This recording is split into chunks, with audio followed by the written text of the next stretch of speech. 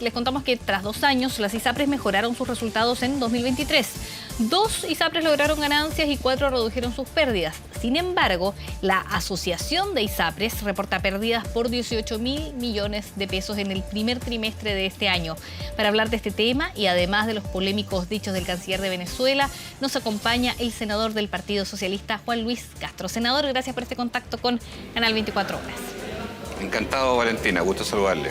Un gusto, senador. A ver, partamos por esto de las ISAPRES y si usted nos pudiera aclarar para entender un poco lo que está pasando con estas cifras, porque por un lado se habla de ganancias, de cifras azules de las ISAPRES, esto lo entrega la superintendencia, ¿no?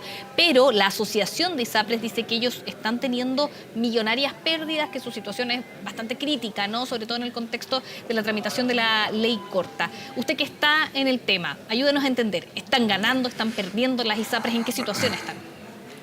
Comparado con el año 2022, claramente las cifras son menos rojas o de menos pérdida de las que tuvieron en su tiempo. Es decir, el peor momento pasó.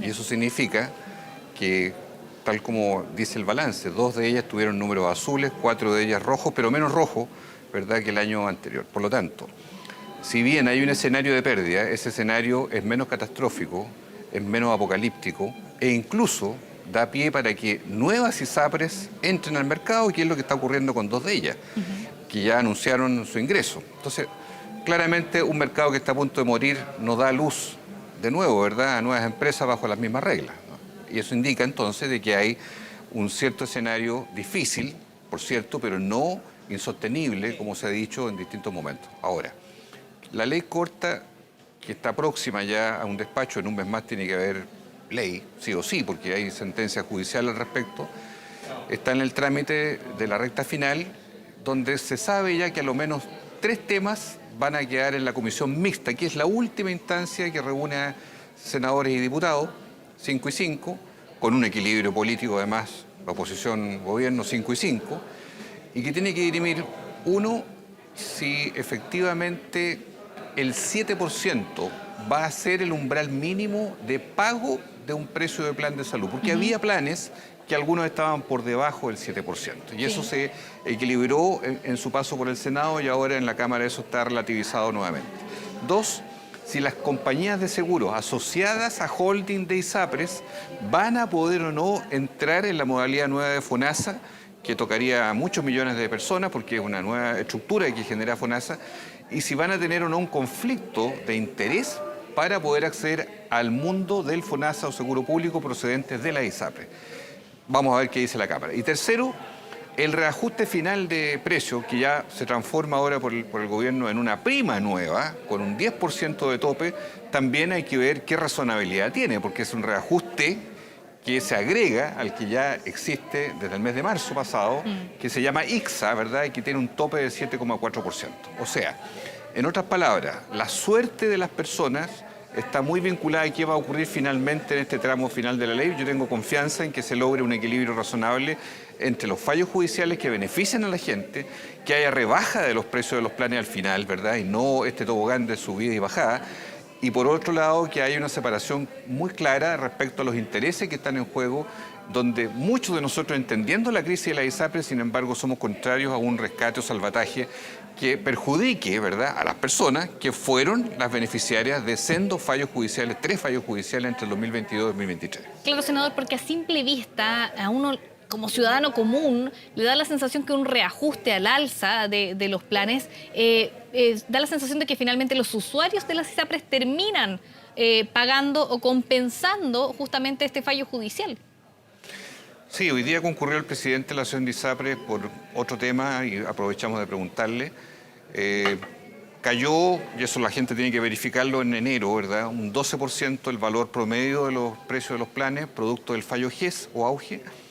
Luego vino el ICSA, que tiene un promedio de, según ellos indican, 3% promedio de reajuste, pero aquí es variable. Hay ISAPRES que reajustaron en el tope, 7,4, otras 1, y así. Hay distintos tipos. Y desde mayo viene el proceso de devoluciones y rebajas de precios por la tabla única de factores. Recordemos que un sector político, la oposición, quiso disminuir esta deuda de manera muy significativa a partir de una decisión de mayoría en el Senado en el mes de enero. Fueron impugnados por nosotros ganamos en el Tribunal Constitucional hace 3 semanas atrás y por lo tanto la llamada mutualización o reducción de la deuda por prorrateo no corre, no va a estar presente y por tanto son 1.100 millones de dólares la deuda que tienen que empezar a pagar 2 meses después de mayo las ISAPRES para los afiliados por fallo judicial. Todo esto hay que ecualizarlo en la realidad de hoy. Por eso es bueno decir que la situación de las ISAPRES financieramente hoy día siendo mala es menos mala que la que tuvo el año 2022 y ya con algunos indicios o brotes verdes de 2 de ellas que tienen utilidades. Entonces aquí hay que ser bien directo en esto. La ley corta dice que mientras haya pérdida en un ISAPRES no pueden retirar utilidades los dueños. Me parece que eso es razonable. Hay 2 que pertenecen a conglomerados internacionales que son UHG y Bupa, que anunciaron incluso querellas ante la Corte Internacional de Justicia, o sea, juicios internacionales, el CIADI, para poder impugnar las reglas del juego. Eso es bastante delicado porque si ellos hacen eso, obviamente ponen un pie forzado toda la gestión de alguna manera que legislativamente se quiere hacer para el conjunto. Yo creo que hay que templar los ánimos, pero a mi juicio no podemos perder la brújula. Aquí se trata de que el beneficiario, los afiliados, esos casi 3 millones de chilenos, sientan que el precio que van a pagar de aquí a fin de año va a ser igual o menor que el que pagaban hace un año atrás y no mayor. Porque ese sería, sí, darle la vuelta al destino, ¿verdad? Torcer la voluntad judicial que nadie quiere, por lo menos nosotros así no lo vamos a aceptar. Senador, ¿y qué pasa con estos 18.000 millones de pérdidas que informan las aseguradoras durante el primer trimestre, que informan las ISAPRES? ¿Es real? ¿De dónde viene? También, ¿cómo lo evalúa usted, que es una cifra que se dio a conocer hoy día? Mire, los datos confiables completamente son los del regulador, que es la Superintendencia de Salud. Aquí se alude más bien al primer trimestre de este año. Claro. Ojo, porque aquí el parámetro conocido por todos es el del año 2023, hasta el 31 de diciembre de 2023, que es el que dice 2 ISAPRES en azul, 4 en rojo, pero menos rojo que antes. Esta cifra que se menciona ahora de los 18.000 millones tiene que ver con una estimación del primer trimestre que no está cerrado aún, no está zanjado y publicado. Entonces, por eso yo quiero poner la pelota al piso, para que así no nos dejemos simplemente a llevar o arrastrar por una opinión válida, pero que no es la cifra final, que son los datos duros que finalmente tienen que imponer las cosas. Pero incluso así, la misma industria admite que su situación es menos dramática, es menos compleja financieramente que las pérdidas que acumularon el año anterior, 2022. Sale adelante la ley corta de ISAPRES, senador, ¿y cuándo? Sí. Ha sido un tema Mire, tramitado. tiene que haber ley publicada el 12 de mayo. Ya. Por fallo judicial. Por lo tanto, queda un mes y unos días más. La Cámara vota en sala la semana próxima y deberá despachar, y ahí pasa a la comisión mixta, 5 senadores, 5 diputados, y ahí tendríamos ya el escenario final, la recta final, para que antes del 12, y así creo yo que va a suceder, tengamos esa ley publicada, y de ahí en adelante vienen las normas, viene el plan de devolución, viene las nuevas formas de FONASA, que va a establecer una modalidad complementaria, o sea, todo lo que establece esa nueva ley, que tiene que ser, y es el esfuerzo nuestro, mejor que el estado actual y anterior que traían las ISAPRES, con la selección por riesgo, edad, enfermedad, discriminación en letras chicas, por distintas causales que motivó tanta crítica durante tantos años que hoy día tenemos que despejar de una vez por todas. Bien, 12 de mayo entonces hay como un plazo clave que se tiene que cumplir respecto a este tema. Senador, lo quería llevar a otras materias, lo anunciábamos un poco antes en el encabezado de la entrevista, pero también hay algo que hoy marcó la jornada respecto al proyecto de elecciones en 2 días, que ingresó justamente el gobierno, lo ingresó con urgencia, parte por el Senado. ¿Usted cree que esto va a ser de tramitación rápida? ¿Está de acuerdo justamente con este día sábado 26 de octubre como un día de feriado ordinario y luego el 27 como feriado irrenunciable, que es la propuesta del gobierno? También, por ejemplo, eliminar la ley seca de aquí en adelante. ¿Cómo lo evalúa? Sí, yo lo evalúo positivamente porque los expertos del CERVEL dicen que en promedio para esta elección de octubre cada elector va a estar promedio a 5 a 6 minutos en la Cámara Secreta, votando. Cada mesa tiene 400 electores inscritos. Estamos en voto obligatorio. Si fuera así, habría que estar entre 14 y 16 horas con mesa abierta, lo cual es imposible. La espera, la situación de aglomeración que se generaría sería enorme.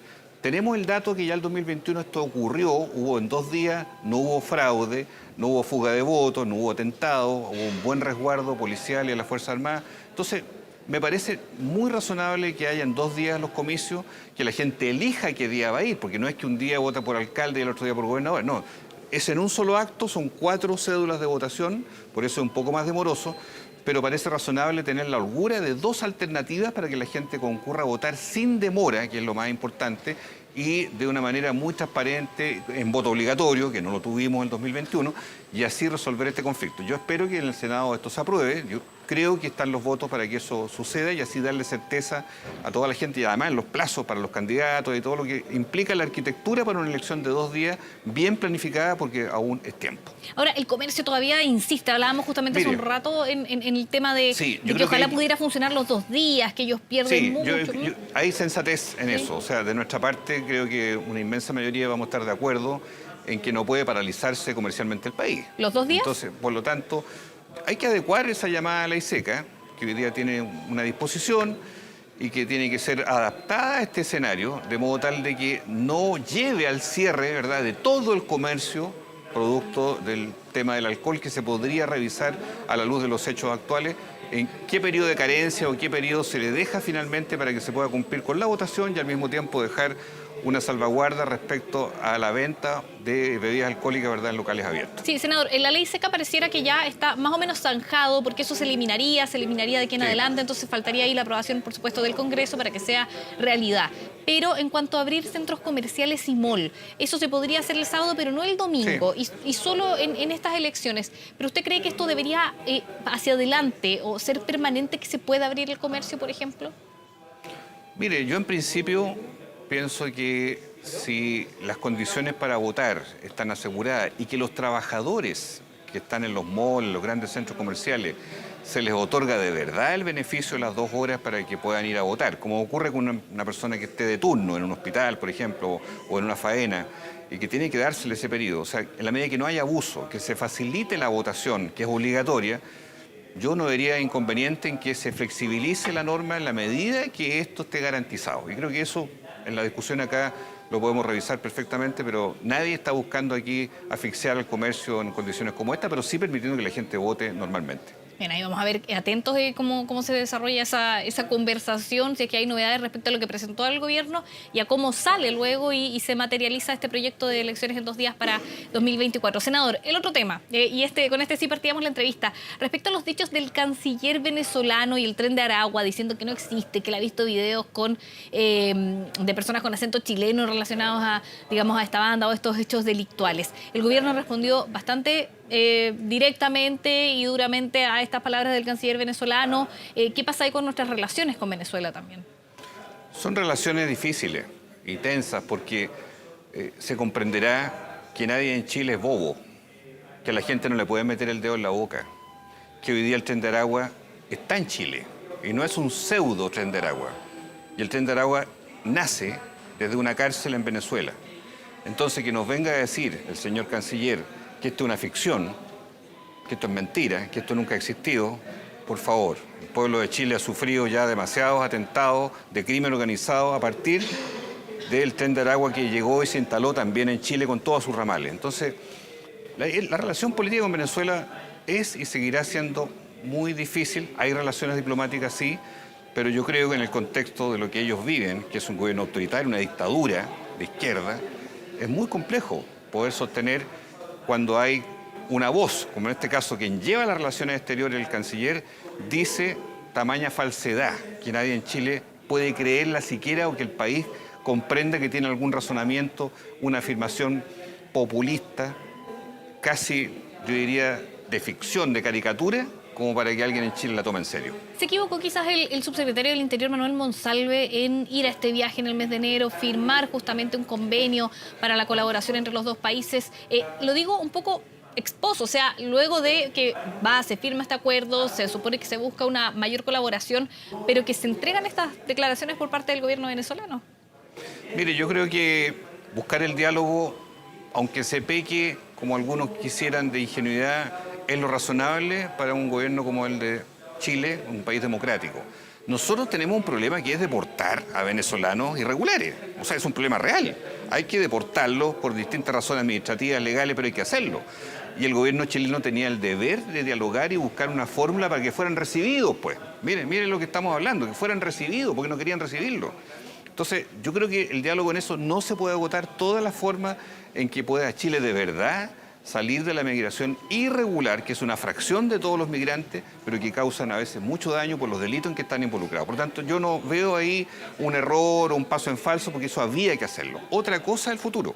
¿Qué va a pasar ahora en las relaciones diplomáticas cuando el gobierno venezolano se enquista en una posición atrincherada? Tienen elecciones, muy pronto, elecciones que son elecciones entre comillas, ¿verdad? Que no sabemos en qué tono se van a dar porque han prohibido que los candidatos compitan. O sea, claramente fenómenos que en Chile los vivimos con Pinochet y ahora se viven desde otro signo político antagónico, ¿verdad?, en Venezuela. ¿Y qué debería pasar? ¿Debería existir una reacción aún más enérgica por parte del gobierno de Chile, tomar otro tipo de acciones? Sí, yo esperaría una reacción muy fuerte. No digo ruptura, eso tiene que verlo el presidente de la República, pero tiene que haber una reacción fuerte porque son afirmaciones que son injuriosas a la inteligencia de la ciudadanía en Chile. Tratar de hacernos sentir como peleles, ¿verdad?, a partir de esta caricatura, la verdad, es francamente insostenible. Y tan insostenible también es lo que pasó con el gobierno ecuatoriano, que asaltó la Embajada de México, donde yo siento que los organismos como la OEA, que están diciendo cosas, pero no lo suficiente, donde también tiene que haber reacciones fuertes, porque son decisiones muy avasalladoras de un gobierno en el siglo XXI que saque, ¿verdad?, a un ex vicepresidente asilado por razones humanitarias y políticas en una embajada, que es territorio de otro país. Cosas como esas no deben ocurrir. Senador, ¿qué más fuerte debería ser la reacción? ¿Llamar a consulta al embajador? Yo pienso que deberíamos llamarlo a consulta, debe haber alguna señal. O sea, Chile no puede simplemente estar declarando que no le parece si no toma una decisión. Por ejemplo, una decisión razonable es apoyar a México en su denuncia a la Corte Interamericana, o a la Corte Internacional de Justicia, perdón, porque va a ir México, anunció a la Corte Internacional de Justicia, justamente por el agravio que significa violar el territorio en otro país. O sea, Chile perfectamente podría acompañar a México, país con el cual somos hermanos, hemos tenido décadas de colaboración. México es un país democrático y ha sido violado en toda su soberanía al sacar violentamente a una persona que se asiló por razones que internacionalmente corresponde, es un asilado político en una embajada, y lo extirpó de ahí. Eso francamente es inaceptable, no puede quedar simplemente en un discurso, tiene que ir a una acción mucho más profunda, como por ejemplo esa, que permite hacer solidaridad con México, porque si no, ¿a qué país le puede tocar después? Por favor, son cosas extremadamente delicadas. Eso frente a México, pero ¿qué pasa ahí frente a Venezuela? ¿También habría que llamar a consulta al embajador? Mire, el embajador es un hombre que tiene amplia experiencia política. Yo creo que Jaime Basmuri está en perfectas condiciones de venir a Chile y poder relatar, como sé que lo hace, al gobierno la situación que se está viviendo hoy día en Venezuela, sobre todo en un clima preelectoral, donde es muy fácil que prime el populismo, las frases grandilocuentes, que se critique a los vecinos, ¿verdad?, en este caso a Chile, con falsedades de punta a cabo, ¿verdad?, y que yo creo que no se pueden dejar pasar así como así. El presidente Boric fue muy enérgico también en todos los foros internacionales de no aceptar las condiciones hoy día de autoritarismo y de falta de democracia en Venezuela. Lo ha dicho, pero creo que esto se puede crispar más y por lo tanto puede ameritar acciones mucho más fuertes de nuestro país en el tiempo corto. Bien, vamos a ver si es que esas reacciones se dan más allá de ya todas las declaraciones que se entregaron hoy por parte de la ministra del Interior, del canciller, senador Juan Luis Castro. Muchas gracias por esta conversación con Canal 24 Horas. Hasta pronto, gusto saludarle. Buenas tardes. Buenas tardes.